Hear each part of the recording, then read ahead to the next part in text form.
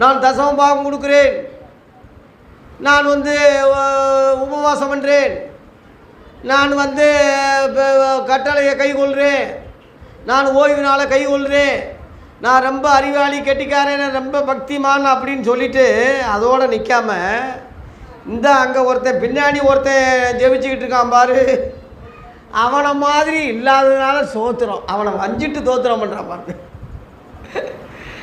அந்த மாதிரி நீங்கள் தசமபாகம் கொடுத்தா அதை குறித்து மேன்மை பாராட்டக்கூடாது. நான் கரெக்டாக தசமபாகம் கொடுக்குறேன், நான் காணிக்கை கொடுக்குறேன், நான் 2 தடவை உபவாசம் பண்ணுறேன் பாஸ்டர், நான் 2 மணி நேரம் ஜெபிக்கிறேன் பாஸ்டர். சில ஆளுங்க சொல்லுவாங்கள்ல, நான் 1 மணி நேரம் ஜெபிக்கிறேன் பாஸ்டர். பாஸ்டர் முந்தி மாதிரி கிடையாது, நான் இப்போ நெடுங்குளங்கால்லையே நிற்பேன். உன்னை பற்றி நீயே சொல்லக்கூடாது, உன்னை பற்றி நீயே பேசக்கூடாது, பிறர் சொல்லணும். பிறர் சொல்லாலும் நீ அதை ஏற்றுக்கிறாம இல்லையா?